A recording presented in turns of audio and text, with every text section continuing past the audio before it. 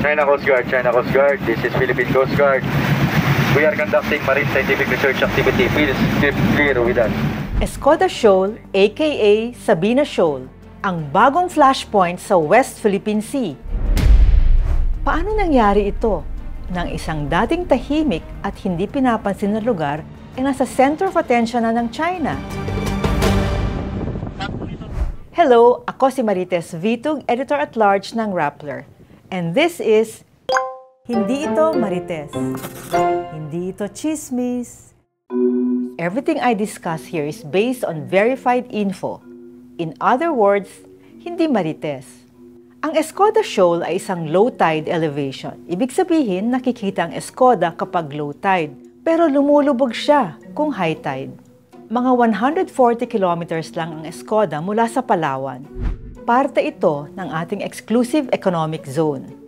Inaangkin ito ng China, pero 1,200 kilometers ang layo nito sa Hainan, ang pinakamalapit na parte ng China. Ang Escoda Shoal ay usual take-off point para sa mga resupply mission ng Navy at Coast Guard patungong Ayungin Shoal. Magkalapit ang dalawang shoal, 67 kilometers lang ang distansya. Alam natin na mainit ang China sa Ayungin.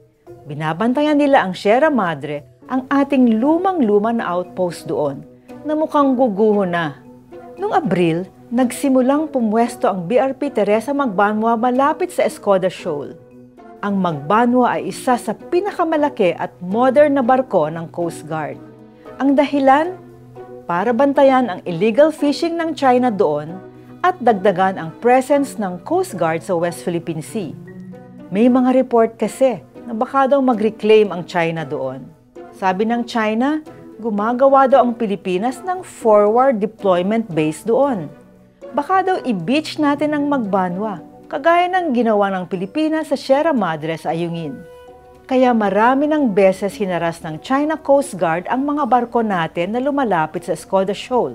Una, binangga nila ang dalawang barko ng Philippine Coast Guard na nagdadala ng supply sa mga Coast Guard stations natin sa Patag at Lawak Islands. Pangalawa, winoter cannon nila ang bapor ng BIFAR na nagdadala naman ng ayuda sa mga fishermen malapit sa Escoda Shoal. Pangatlo, hinarang nila ang dalawang Coast Guard ships natin na nagdadala ng supply sa Magbanwa. At pang-apat, mismong Magbanwa na ang binunggo ng China Coast Guard. Na-damage nila ang barko natin. Napakalinaw na ang Escoda ay nasa EEZ ng Pilipinas at may karapatan ang Pilipinas na magpadala ng Coast Guard ships doon. China, alis kayo dyan! Para sa iba pang trivia videos kagaya nito, sundan ng Rappler sa YouTube, Facebook, X, Instagram at TikTok.